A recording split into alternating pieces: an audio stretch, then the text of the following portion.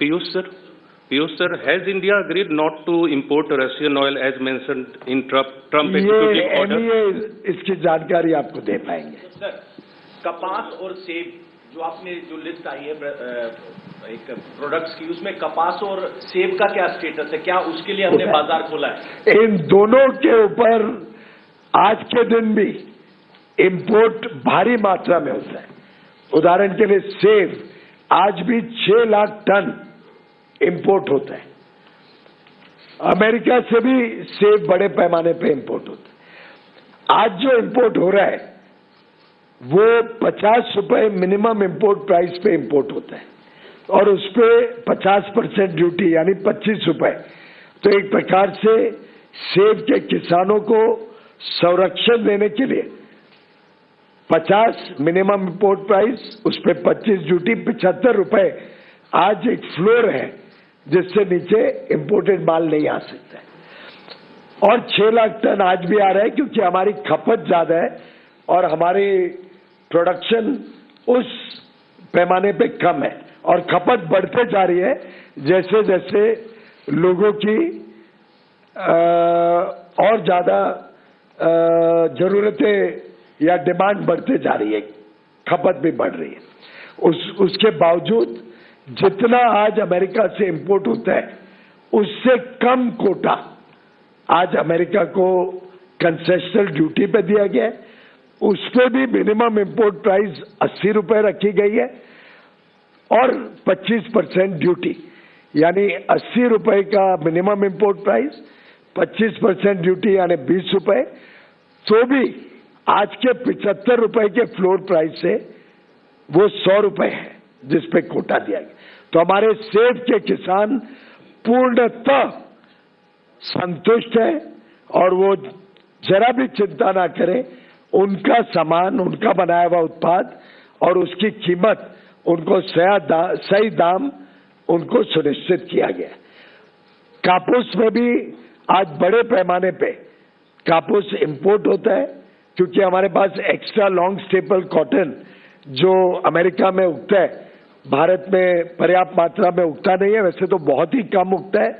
मैंने वस्त्र मंत्रालय संभाला है, मैं जानता हूं कि हमें निर्यात के लिए बड़े पैमाने पे कापूस की जरूरत पड़ती है। भारत में एक्स्ट्रा लॉन्ग स्टेपल कॉटन बड़े पैमाने पे आता है और आज से नहीं, कांग्रेस के जमाने से आता है। उसमें हमने एक आज जो आयात होता है, आज के आयात के लगभग कोटा ओपन किया है।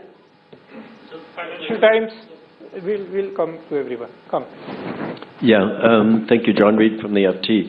Does the Honourable Minister have any comment on the White House's statement that it's going to be monitoring India's purchases of Russian oil and it could reimpose the 25%? I'm sorry if I missed something. I just mentioned that will be responded by the Foreign Ministry. Mike है ना आपके पास? Sir, Aamir News Nation से। पहला तो ये कि export import में डिफरेंसेस क्या है, कितना हम एक्सपोर्ट कर पा रहे हैं और कितना हम इंपोर्ट करेंगे, इसका कोई फिगर आउट अगर आप दे सके। दूसरा, ये प्रोडक्ट को की क्वालिटी को लेकर के सवाल खड़े होते हैं। कई बार आपने देखा विदेश में जो कुछ प्रोडक्ट भारत से गए उनकी क्वालिटी को लेकर से सवाल खड़े हुए। मसालों की खास बात मैं बात कर रहा हूँ, तो उसको लेकर के क्या कंसर्न रहेगा भारत की तरफ से कि एक्सपोर्ट होगा? सबसे पहले तो हमारा लक्ष्य है कि द्विपक्षीय व्यापार अमेरिका और भारत के बीच $500 बिलियन यानी 45 लाख करोड़ रुपए का द्विपक्षीय व्यापार हम अमेरिका के साथ आगे चल के देखते हैं। इसमें सर्विसेज भी हैं, गुड्स भी है और मैं समझता हूं बड़े पैमाने पे अब हमारे निर्यातकों के लिए अवसर खुले हैं। अब हमारे निर्यातक इसका बड़े से बड़े तौर पे लाभ लें, ऐसा मैं उन सबको अपील करता हूं।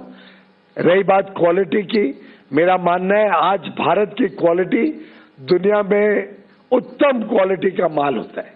आपने देखा है माननीय प्रधानमंत्री ने क्वालिटी पे कितना जोर दिया है। 2014 से ही जब उन्होंने प्रधानमंत्री का देश को सेवा करने का पद संभाला, पहले से ही उन्होंने क्वालिटी के ऊपर जोर दिया। उन्होंने कहा था Bharat zero defect zero effect Z के मूल्य पे चलेगा। हाल में ही उनके मन की बात जो 2 हफ्ते पहले हुई थी रविवार को, उसमें भी माननीय प्रधानमंत्री जी ने क्वालिटी पर बल दिया।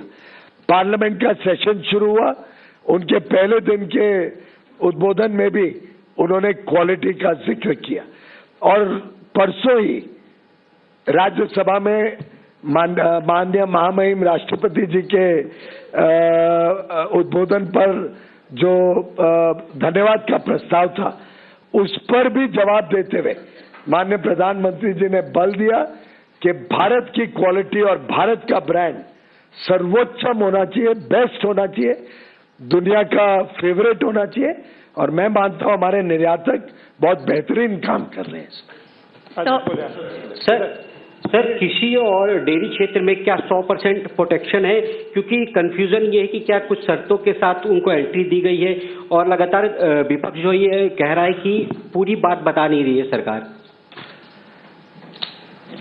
अब विपक्ष के लाचारी का, झूठ और भ्रम का तो हमने अब इतना अनुभव हो गया है कि भारत की जनता भी उनसे अब भ्रमित नहीं होती है।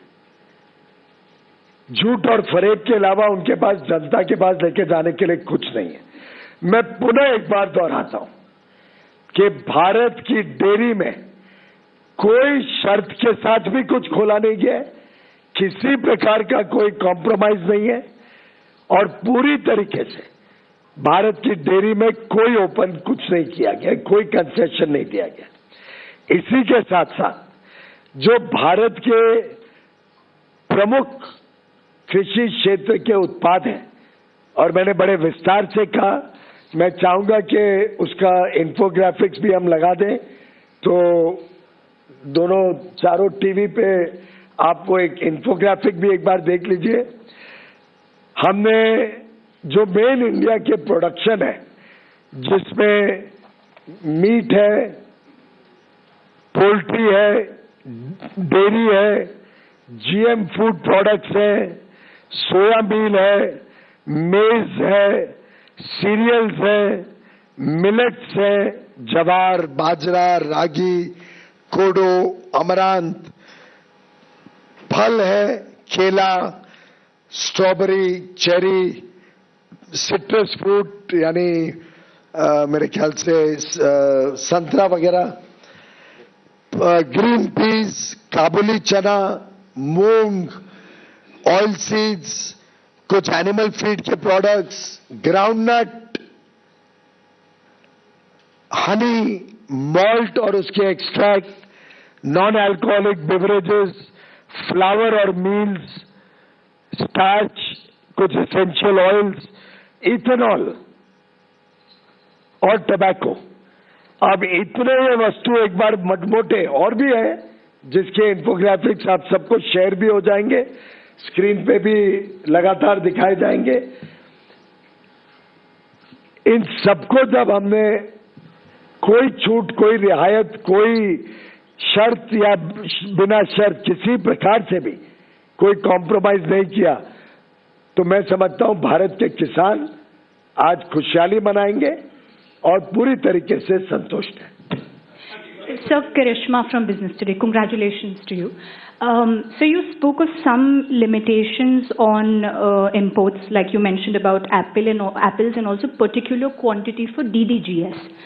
So is this going to be more quota based, and if yes, it'll for be quota all the based. imports? Not necessarily. It depends. There are some items we don't make in India. So we have done a very calibrated opening depending on India's needs and India's current situation. Sir, this is Archit from Business Standard. Sir, दो छोटे सवाल हैं। एक तो जो $500 billion का trade होगा, उसमें एनर्जी इंपोर्ट का कंपोनेंट क्या होगा, और सरकार का क्या अनुमान है कि रूस से हटकर अगर हम अमेरिका से ऑयल इंपोर्ट करेंगे तो खर्चा कितना होगा। और दूसरी बात, सोयाबीन ऑयल की जहां तक बात है, हमने पिछले साल एडिबल ऑयल ईयर में 3.7% of our total crude soybean oil needs we had imported from US. Do you see this going up, and by how much when import duties are reduced to zero? Now they're 27.5%. As regards the composition of the imports, it is up to the importers and up to the suppliers of the United States to give them an offer that they cannot refuse and material comes into India. उसमें सरकार तो कुछ खरीदती नहीं है, बेचती नहीं है, वो प्राइवेट ट्रांजैक्शन है। रही बात ऑयल की, उसका मैं आपको कई बार बोल चुका हूं, आप जितनी बार और पूछोगे मेरा जवाब वही होगा कि वो MEA उसका जवाब देगा। और जहां तक सोयाबीन ऑयल की बात है, उसमें भी एक कोटा निर्धारित किया गया।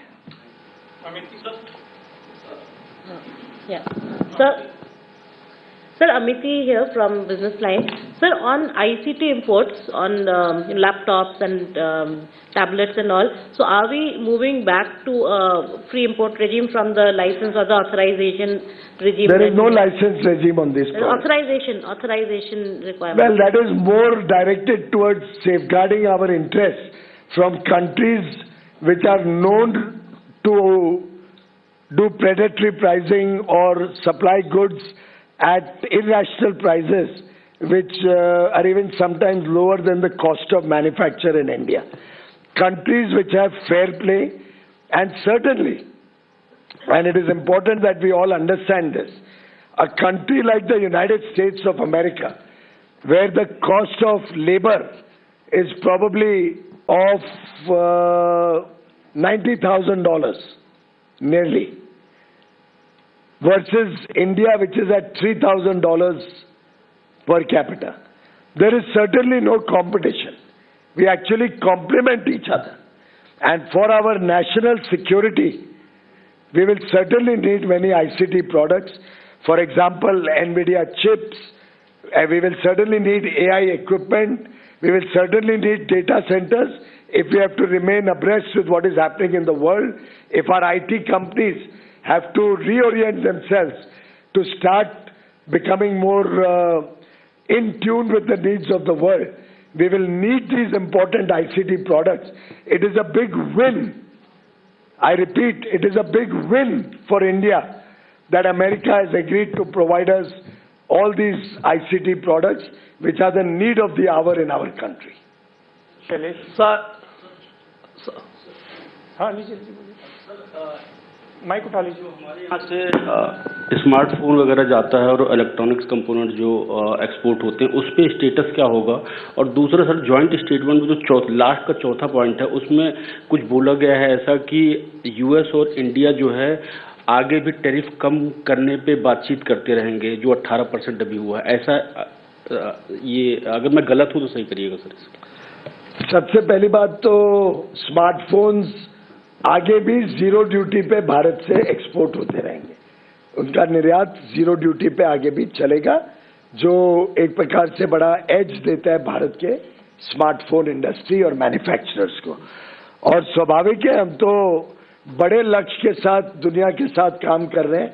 भारत अब कमजोर नहीं है, भारत एक आत्मनिर्भर और आत्मविश्वास से भरा हुआ देश है, और हम चाहेंगे कि आगे भी हम यूनाइटेड स्टेट्स के साथ अपने रिश्ते और सुधारें और नई चीजों पे चर्चा करें।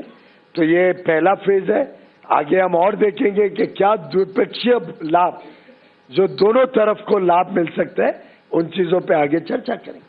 Madam Rita from CNN News 18. I would like to ask you, sir, how this deal will complement the Make in India?